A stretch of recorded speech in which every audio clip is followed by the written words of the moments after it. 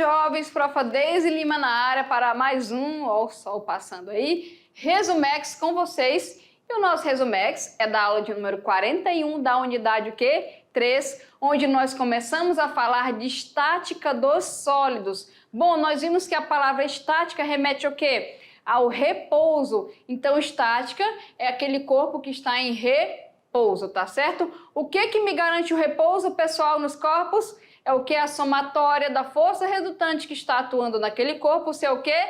Nula, ser zero. Então, quando um corpo, um sólido, está em equilíbrio, quer dizer que a força resultante nas direções, certo? É igual a quanto? Zero.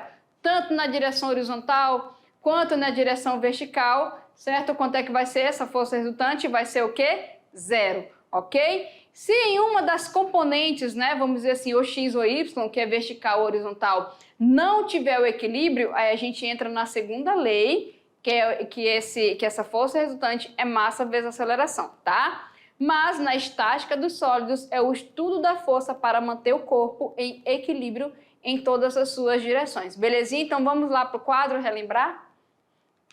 Então, jovens, aqui, olha só, nós falamos aí de estática dos sólidos, certo? E a pergunta que foi colocada lá no início da aula foi: é possível ficar em repouso mesmo fazendo muita força? E nós verificamos que sim, certo?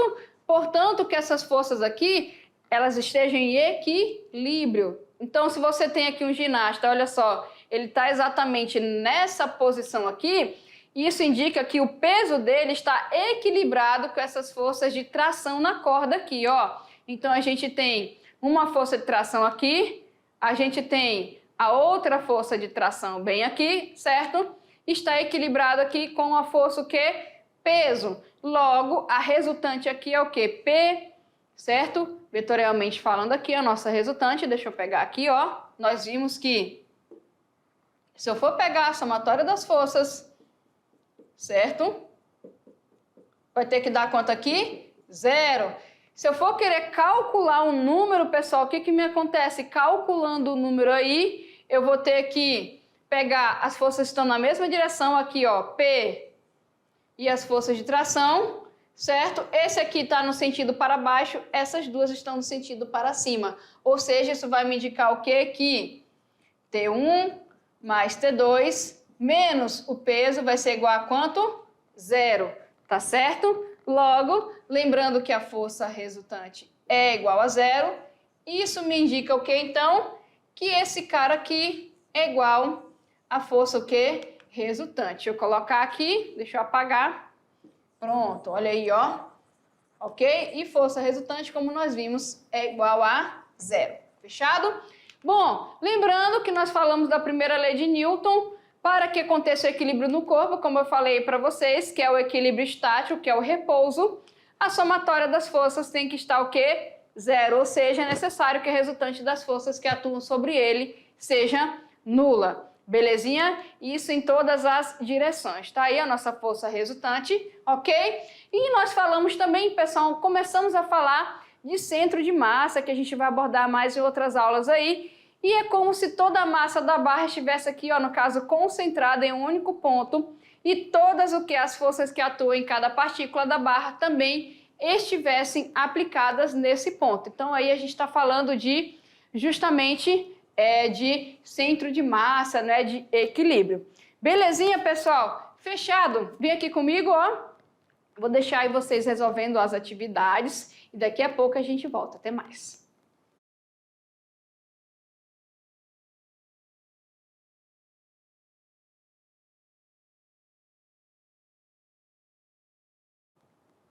Voltamos, jovens, para o quê? Tirar as dúvidas das atividades de sala. Então, vamos lá? Então, aqui as atividades de sala, onde a gente resolve aqui, conversa e tira as dúvidas. Ó, vou ler com vocês aqui a nossa primeira questão, que fala o seguinte: duas esferas rígidas, 1 e 2, de mesmo diâmetro, estão em equilíbrio dentro de uma caixa, como mostra a figura a seguir. Olha só que bonitinho esta caixinha aqui. Você pode ver que tem uma esfera mais ao fundo e tem uma esfera um pouquinho mais acima aqui, não é?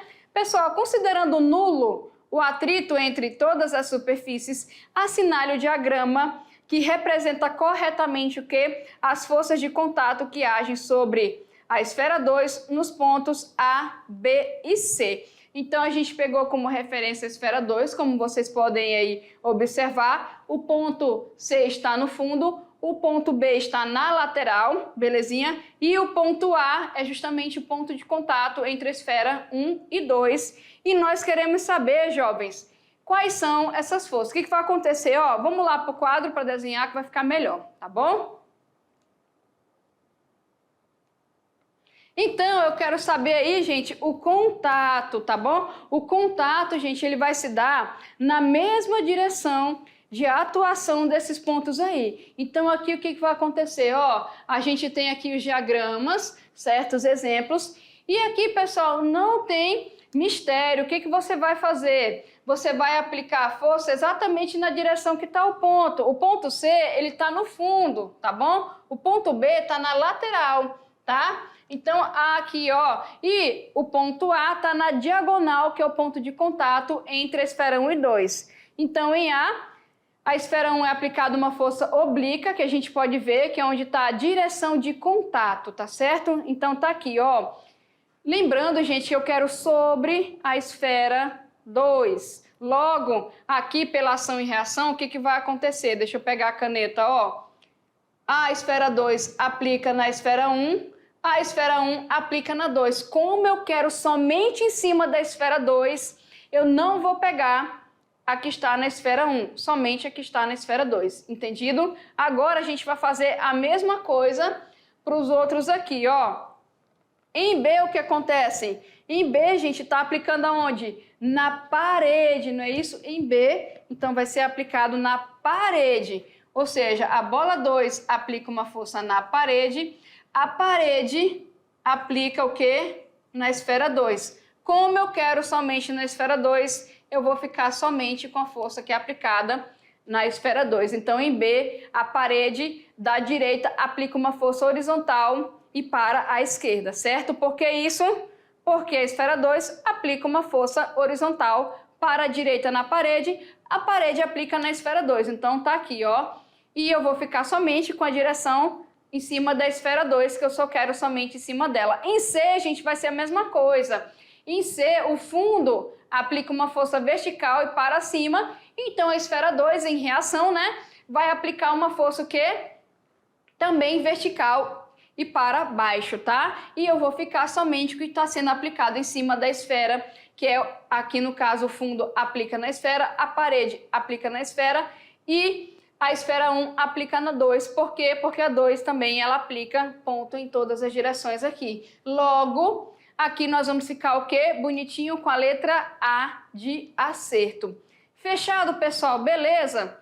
Ok? Então, você tem sempre que pegar as forças que atuam no corpo, tá? Belezinha? Ó, vem aqui comigo. Você tem sempre que pegar as forças que estão atuando no corpo que você está considerando. Tu tem ação e reação. A esfera 2 está aplicando uma força na parede, para a direita, está aplicando uma força aqui para baixo, né, no fundo, e está aplicando uma força na esfera 1.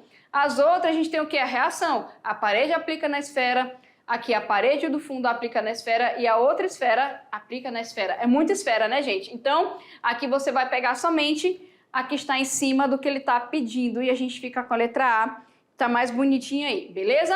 Bom, vamos então para a questão de número 2, que fala o seguinte: ímãs são frequentemente utilizados para prender pequenos objetos em superfícies metálicas planas e verticais, o famoso imã de geladeira, ok? Como quadros de avisos e portas de geladeiras. Considere um ímã colado em um grampo que esteja em contato com a porta de uma geladeira. Suponha que a força magnética que o ímã faz sobre a superfície da geladeira é o que, pessoal, se liga aqui, é perpendicular a ela e tem módulo de FM, tá certo? Não é rádio, tá, gente? FM é a força que é aplicada aí, belezinha? O conjunto ímã-grampo tem massa M0, tá certo? Então aqui, ó, vamos colocar no slide aqui a figura, tá aqui a figura, tá vendo? Ó o ímã aí, certo? Tá preso no pregador E aqui tem uma massinha que está sendo segurada pelo pregador, e o pregador, por sua vez, no ímã, e o ímã na geladeira, tá certo? E o coeficiente de atrito estático entre a superfície da geladeira e o ímã é μe, tá certo? Uma massa M está pendurada no grampo por um fio de massa desprezível, como mostra a figura. Pessoal, aqui é para a gente fazer o desenho no diagrama, as forças que agem sobre o conjunto ímã, grampo e massa M, certo? Representado pelo ponto preto no cruzamento dos eixos X e Y da figura aí, identificando cada uma dessas forças. Vamos desenhar no quadro que vai ficar melhor para vocês verem. Vamos lá? Então tá aí, pessoal, a gente vai fazer o desenho, tá bom? Ó, coloquei aqui separado, certo? Aqui lembrando, o que que tá pedindo? Eu quero a força I, olha só. Eu quero o conjunto ímã, grampo e o que? A massa M, que está em torno do ponto P. Belezinha? Ok? Bom, o do ímã, como é o ímã, a gente já tem o quê? Uma força magnética. Então, decora aí, ó. Tu já tem uma força magnética por causa do ímã. O que que ele deu, gente, na questão também, vou até voltar aqui, ó, que está dentro da questão, que pode ser considerado para a gente ver como força também. Então, vamos ver aqui, ó. Vou pegar o marca-texto. Bom, eu tenho um ímã, então eu já tenho força magnética, certo? Eu tenho também, pessoal, o que que ele me deu aqui, ó? O atrito estático. Tá aqui, ó, ele até me deu o coeficiente do atrito estático. Logo, se eu tenho atrito estático, eu também tenho força de atrito. Aí tu vai lembrar o quê? A força magnética tem que ser na mesma direção da superfície que está grudado o ímã ali, certo? Eu tenho o quê? Que a força de atrito, ela tem que ser oposta ao movimento, certo? Qual é a tendência do movimento? É a massa ir de o quê? De cima para baixo. Então, a força de atrito tem que ser o quê? Oposta. A gente também tem o contato, né, gente, do pregador de roupa ali, certo? Então, a gente também tem essa força. Então, conforme a gente vai lendo, nós vamos identificando a força. E eu tenho uma massinha. Se eu tenho a massinha, eu tenho o que? A força-peso. Então, vamos desenhar? Eu sei que a força-peso é sempre vertical para baixo. A força de atrito, ela é sempre o quê? É oposta ao movimento, certo? E a força magnética, ela tem que grudar, certo? Aqui no nosso ímã. Então, vamos ver. Primeiro, eu tenho a força-peso, no caso, né? Exercida pela Terra sobre o conjunto. Então, tá aqui, ó, nossa força-peso. Lembrando que ele pediu em torno do ponto pretinho. Então, nós vamos desenhar em torno do ponto preto, certo? Nós temos também, pessoal, ele não está pendurado por uma cordinha. Nós também temos a força de tração exercida pelo fio e aplicada pelo conjunto ímã, grampo sobre a nossa massa M. Então, vou colocar aqui, ó, tá vendo? Nossa forcinha de tração aí. Belezinha? Já foi duas. Aqui eu falei para vocês, força de atrito, trocada entre o conjunto e a parede da geladeira e se opõe ao movimento. Ela tem que ser para onde, então? Para cima, certo? Se o peso está para baixo, a força de atrito tem que ser para cima, ok? Qual é a outra força, então? Força magnética, que atrai o conjunto para a esquerda, não é, gente? Porque se ele não for atraído para a esquerda, ele vai cair, não é verdade? Se ele for atraído para o vertical, ele vai cair para o chão. Se ele for atraído para cima, ele vai voar para cima, né? Que nem é o caso aqui. Então, para grudar qualquer ímã numa geladeira, se a superfície da geladeira é vertical, a força tem que ser de atração o quê? Horizontal, né, gente? Que senão ele vai cair. Então, tá aqui, ó, força magnética. Beleza? E para a gente fechar, a gente tem aquela força de contato, já que o ímã, né, e o pregador estão em contato com a geladeira, que a gente chama de força normal, tá? É a força de reação da parede e da geladeira sobre quem? Sobre o conjunto, tá aí, ó. Ou seja, o conjunto está aplicando uma força na geladeira, a geladeira aplica no conjunto e a gente chama de força de reação normal, que é a força de reação ao contato do conjunto com a superfície, beleza? Pronto, tá aí as nossas forças desenhadinhas. Belezinha, fechado? E olha só, para a gente fechar, nossa questão modelo Enem, essa aqui é do Enem de 2018 e ela me fala o seguinte: Visando a melhoria estética de um veículo, o vendedor de uma loja sugere ao consumidor que ele troque as rodas do seu automóvel de um aro 15 polegadas para o aro 17 polegadas, o que corresponde a um diâmetro maior do que o conjunto roda e pneu, né? Porque se tu tem 15 polegadas, lembrando que tu tem a parte de contato, né, gente, tanto em cima como embaixo, então vai aumentar a altura do veículo aí, beleza? Duas consequências provocadas por essa troca de aro são o que, jovens? Olha só, elevar a posição do centro de massa do veículo, tornando mais estável e aumentar a velocidade do automóvel em relação à indicada no velocímetro. Abaixar a posição do centro de massa do veículo, tornando mais instável e diminuir a velocidade do automóvel em relação à indicada no velocímetro. Tá? Lembrando, gente, que quando você troca de aro, tá? Tu vai de um aro menor para um aro maior, se tu aponta lá no teu velocímetro uma velocidade lá, a gente tem um radar que a velocidade é 60. Se tu olha no teu velocímetro 60, ele não está exatamente 60. O velocímetro, ele está o quê? Calibrado para aro 15 polegadas. Então, o 60 que vai mostrar lá é para o aro de 15 polegadas e não para o aro 17. Então, você vai estar uma velocidade aí diferente, tá certo? Ok? Você vai aumentar essa velocidade, tá? Continuando, elevar a posição do centro de massa do veículo, tornando mais instável. Porque o que acontece? Olha só, 15 polegadas, o veículo, deixa eu pegar aqui a caneta, 15 polegadas, gente, o que vai acontecer aqui, ó? Tá aqui o veículo, certo? Com 15 polegadas, ele está mais perto do solo. Então, o centro de massa dele, ó, vai estar bem aqui, certo? Se você aumentar isso daí, o que vai acontecer, ó?